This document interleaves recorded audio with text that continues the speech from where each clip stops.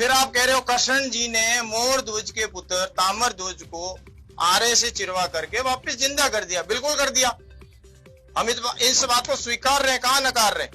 लेकिन वहां पे ताम्र ध्वज के प्राण यानी कि आयु शेष थी, तो 3 लोग के नाथ इनके पास शक्ति है, जिंदा कर दिया। लेकिन दूसरी तरफ हम बात करें, शंकर भगवान ने अपने ही पुत्र गणेश जी की गर्दन काट दी, फिर क्या होता है, गणेश जी को जिंदा नहीं कर पाए। फिर ब्रह्मा जी के पास गए, विष्णु जी के पास गए, उन्होंने कहा महादेव हमारे बस की नहीं है, हमारे पास ये पावर नहीं है। फिर शेरों वाली माता के पास गए, माता आप कोई उपाय बताओ। तो शेरों वाली माता ने कहा कि आप यहाँ से जंगल में जाइए, कोई भी पहला जानवर मिले उसकी आप गर्दन काट के ले आइए और गणेश जी के लगा दिए, जिंदा हो जाएगा। तो जब जंगल में गए तो हाथ नहीं मिली, उसकी गर्दन काटी और वो शिव जी गणेश जी के लगाई और गणेश जी को जिंदा किया। आप इन्होंने बोली है कि देवी दुर्गा ने चलो जीवित किया, लेकिन शक्ति तो है ना, अब वो तो है तो हमारे भगवान।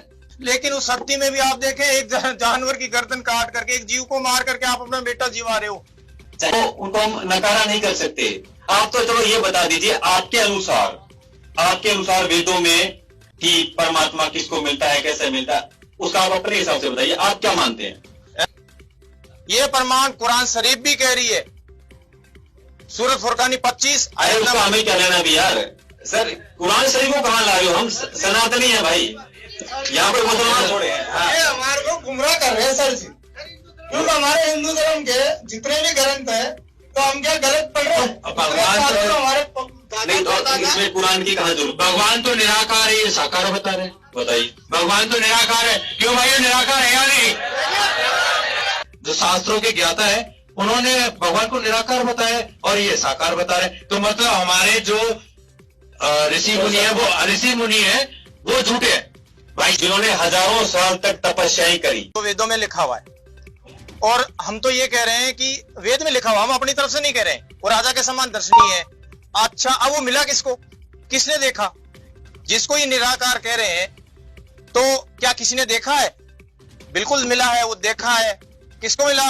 गुरु नानक जी को मिला, वो पूर्ण परमात्मा। दादू जी को मिले, वो पूर्ण परमात्मा। मल्लुक दास जी को मिले, गीसुदास जी को मिले, नामदेव जी को मिले, पीपा जी, मीराबाई, बहुत ऐसे संत हुए हैं। पिछली बातों पे आना चाहता हूँ। साहब ने ऐसी कैसी लीला करी, किनको जीवित किया, किनको उद्धार किया, ये प्रमाण तो हमको बताओ। बताइए। इन भगवानों ने तो मरे हुए को जीवित कर दिया। क्या कबीर ने भी ऐसा कुछ किया है क्या? कौन जवाब देना चाहेगा? आप दोगे जी, बताइए। मैं ये पूछना चाहता हूँ कि आप कह रहे थे कृष्ण ने राजा मोरध्वज के पुत्र को जीवित कर दिया था, तो उन्होंने अपने भांजे अभिमन्यु को जीवित क्यों नहीं किया? क्या जवाब आपके पास? जी जवाब तो नहीं है, लेकिन मैं कहना चाहता हूँ कि शिव जी ने भी तो अपने पुत्र गणेश जी की गर्दन काट के नई गर्दन लगाई। नई गर्दन लगाई। सर बात तो यही है ना, इस बात को समझे आप, क्या वो स्वीकार कर रहे हैं ना? ये जवाब सती ने जो अग्निकुंड में प्राण त्याग दिए तो माता सती को क्यों जीवित नहीं किया? जी भी यदि गणेश जी की गर्दन काट के वापस लगा के वो समर्थ हैं, तो उन्होंने पार्वती सर वापस नहीं लगाई, दूसरे जानवर को मार करके लगाई है। हो सकता है उसमें भगवान की कोई लीला हो। अच्छा, ये भी लीला है? भगवान की कोई लीला हो। अगर कोई काम नहीं हो तो भी लीला। देखा भी हो सकता है कि उस इंसान की उम्र पूर्ण हो गई हो, तो वो भगवान कहते हैं, हमें विधान है हमारे शास्त्रों के अंदर भी, उनका धर्मगुरु बताते हैं कि जब इंसान की उम्र पूरी हो जाती है तो भगवान उस विधान के अंदर हेरफेर नहीं करते। बिल्कुल, हाँ ये भी है। बिल्कुल सृष्टि का भी कोई नियम होता है ना, किसी का है तो वो तो फिर नहीं है। अब हर किसी को जीवित करने लग रहे हैं, मरेगा कौन? जैसे पार्वती जी थे, उन्होंने दक्ष के हवन कुंड के अंदर शरीर छोड़ दिया था, उनकी तो उम्र पूरी हुई नहीं थी, वो अधूरी उम्र में उन्होंने अपना शरीर छोड़ा था। जबकि पूर्ण परमात्मा की समर्थता बताते हैं ऋग्वेद मंडल नंबर 10 सूक्त नंबर 161 मंत्र नंबर 2 के अंदर ये बताया गया है कि वो पूर्ण परमात्मा अपने साधक की आयु भी बढ़ा देता है और उसे 7 वर्ष का जीवन प्रदान करता है। तो भगवान शिव, उनकी समर्थता होती तो वो अपनी पत्नी की उम्र क्यों नहीं बढ़ा सकते थे? जब भस्मागिरी ऋषि भक्ति कर रहा था, उन्होंने भस्म कुंड उसमें मांग लिया था, तो शिव शंकर खुद अपनी उम्र, अपनी जीवन को नहीं बचा पाया, उन्होंने उसे लेनी पड़ी विष्णु जी की या पूर्ण परमात्मा की, तो उन्होंने भागना क्यों पड़ा?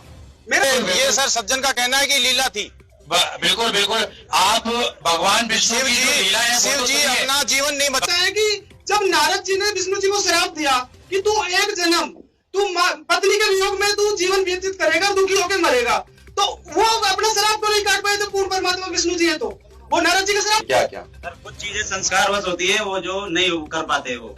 साहब ने भी जब कमाल और कमाली को जीवित किया था तो उनकी भी तो आयु समाप्त हो चुकी थी और वो कमाली को तो कब्र में दबा दिया गया था। उसके बाद में जब कबीर साहब ने उनको जीवित कर दिया तो फिर वो ये श्री कृष्ण उनके भांजे को जीवित क्यों नहीं कर पाए? हाँ, प्रहार तो अच्छे खासे हो रहे हैं इधर दोनों तरफ से। सर आपको जवाब देना पड़ेगा ये यहाँ पर। ये भगवान की जो लीला